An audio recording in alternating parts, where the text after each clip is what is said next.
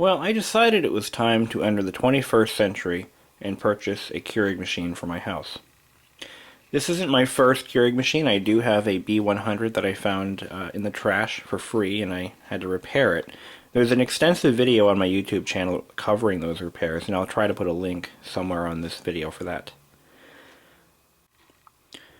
What we have here is the Keurig Mini Plus, which is a successor to the Mini.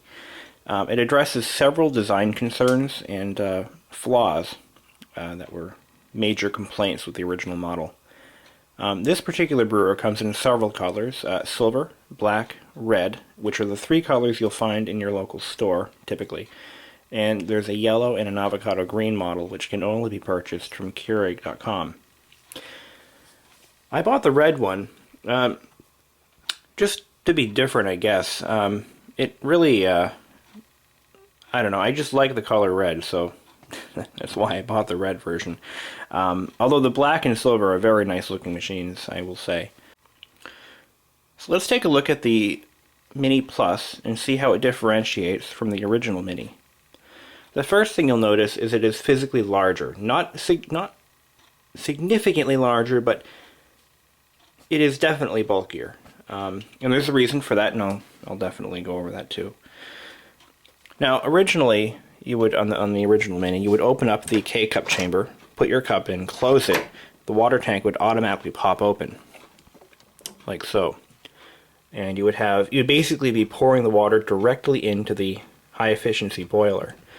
How this model differentiates, it opens up to a water reservoir, and it has a 3-level indicator for a 6-ounce, 8-ounce, and a 10-ounce water level. The average coffee cup is about 6 ounces. So on the original model, you would have to fill up your coffee cup, which whatever goes in comes out, essentially. You'd fill your coffee cup to whatever the desired level is. You'd pour it in, and it would automatically go into the boiler. You close the lid, the brew button comes on, and you press it. That's how you make coffee in the original. On this one, they allow you to measure the water as you're pouring it in, so you wouldn't have to have the exact amount of water that you would, So you could now take a pre-filled jug of water, say from the refrigerator or whatever, pop it open, and you would actually know without any guesswork whether the water would fit in your cup or whether it would overflow. One of the biggest problems with the original model is you would often overflow the cup by accidentally pouring in too much water. And that was happening where I work. People would constantly overflow their cups. Unlike the professional grade models, which have preset cup sizes, or the higher end home models, these you have to pour in what you pour out, essentially. So you can easily overfill your cup, which is why it's important to pay attention to these guides. So we're going to put our water in. Actually, the first thing we're going to do is turn it on. And you'll notice that this one has a pictogram showing where the attention is needed. So it's telling me right now that my water tank is empty. The nice thing about this particular version is it has an electronic water level sensor. It actually has 2 electrodes that send a small current through the water, or detect its conductivity, and once those sensors are crossed with water, it will turn off that indicator. So now I've got the 6-ounce level filled. Now it's switched to the insert K-cup mode. So it's telling me that there is enough water to brew my coffee, and this indicator tells me that I have the correct amount of water, and we're ready to go. Now what happens if you go over the 10-ounce level? It actually automatically drains the water into the overfill tray, which is another improvement over the existing model, or the previous model. So we're going to go ahead and close our water lid. We're going to pop our cup in. You can hear that? It does that because under here, there's a little rubber stopper, and it's attached to the K-cup chamber. So when this opens up to put the cup in, it automatically dumps the water into the boiler. Let's go ahead and make some tea. This, by the way, is the is the actual Keurig K-Cup carousel, which is a 24 capacity carousel. It looks great on the counter. It's very functional and very well made, actually. It's chromed steel with a roller ball or roller bearing carousel. Very nice, very nice. Why don't we make some hazelnut coffee? Since I don't drink hazelnut, I'll never actually drink that. So we're going to close our water chamber. It automatically punctures the cup. We put our cup in place, and you press brew. Now, let's say I wanted to fill an even larger cup. Obviously, there's almost no space between the K-cup nozzle and the water tray lid. Very easy. And I'll show you that in a second. Now we're going to make our coffee, and I'm going to do this in real time so you can see just how fast it is. Now, as the brew button flashes, that's telling you that it's actually heating the water right now. When it turns solid, the water pump kicks in.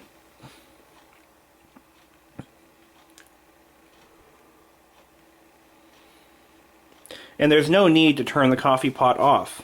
It automatically shuts itself off after it brews one cycle. So as you can hear, the pump is running now. Now, filling my cup with wholesome hazelnut coffee goodness. The aroma is intoxicating. But I do not like flavored coffee. I only drink black coffee and tea, as you can clearly see. And once it runs out of water, obviously, I'm going over. Uh-oh. How the hell did I do that? Well, that brings me to my my next point. Okay, that was utter failure. It overflowed my coffee. Crap. So now I've got to figure out how to remove this without spilling it. Okay, that was a fail on my part. I think I went too far over the 6-ounce indicator. Either that or my coffee cup is genuinely not 6 ounces. Alright, let me clean this up. I'm going to take this opportunity to show you just how effective the overfill tray really is. Now I'm going to deliberately spill my coffee into it. And you'll notice that the liquid doesn't exceed. It doesn't spill over the overflow tray. It actually stays well within its grasp. So we're going to get it down to a level where I can actually move it. There we go. Another very useful feature that the Keurig Mini Plus offers over the Mini, check this out. It has one of the best overflow tanks in the industry. What it actually does, if you overfill the drip tray, like so, look at how much of a capacity this thing really has. It's incredible. As I overflow the drip tray,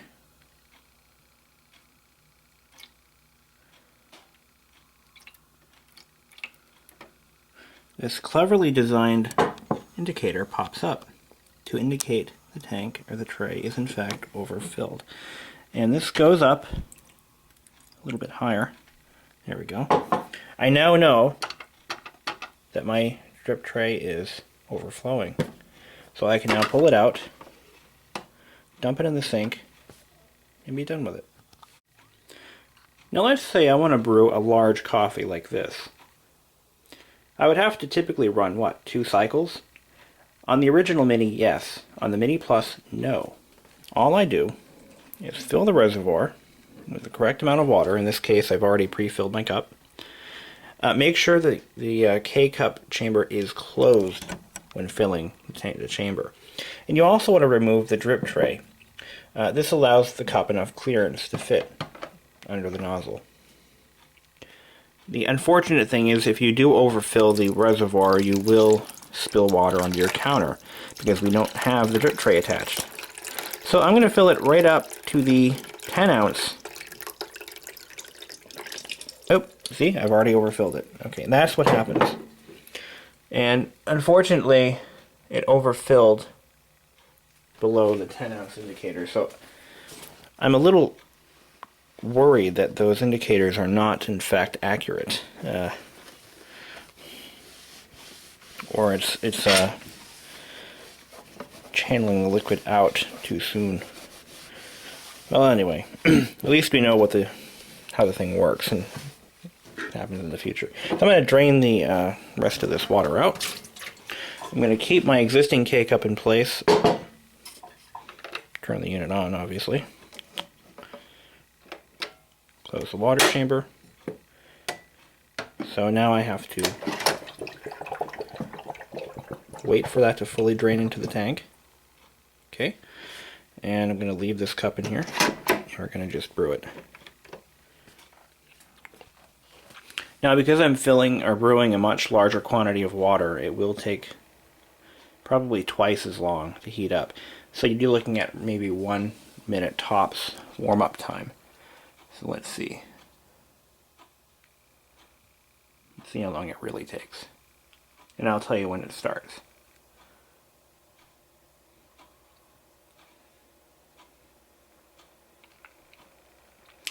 One way this unit heats up faster than the average coffee maker is it actually has a 1400 watt burner, which is incredibly powerful. I think most coffee makers are around 1000 watts.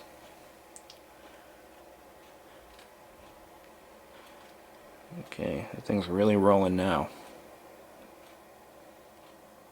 So we've gone about a minute already, since I didn't start watching this clock until a few seconds after I started. So we're looking at about a minute and 5, 10, 15, minute 15.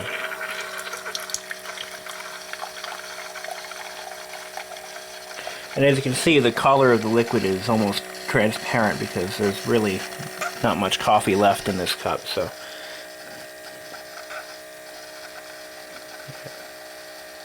my camera battery is going to die any second. So, but as you can see, you can obviously brew much larger quantities of liquid. And one thing we've learned in making this video is that the actual measurement on these circles is just below. There we go. It's just below the actual top of the rim. So you want to try to get it just below that rim or just up to this coffee indicator, and you should be okay. So obviously this cup is way more than 10 ounces, and we just brewed the weakest coffee in the world. So look at that. It's like water. And that's all we have for now. I hope you've enjoyed, and I hope this is answer some questions about these coffee makers. Now, if you buy the make your own K-cup accessory, which is about $10, you can pop this K-cup chamber out just by pulling on it, like so, and throw your coffee filter cup in there in place of it. So you can make your own teas, coffees, like loose leaf teas. And you want to wash this every time you, like once a week I would wash this in hot water, keep it nice and clean. And one thing, there are definitely extremely sharp needles inside this chamber. There's one here, right there, and there's one up inside the, up in this lid here. And that's the one that it punctures the cup with. So we're going to pop this back in, like so. And close it up. We don't have to shut it off because the unit has a full automatic shut-off feature. So for the $100 or so you'll spend on this machine, I think it's well worth it, unless you're a connoisseur or you really care about the flavor of your coffee. These K-cups do brew a relatively weak cup. I will say they're, I mean, not terribly weak, but they're not percolator strong. And as far as tea goes, bagged tea always tastes better out of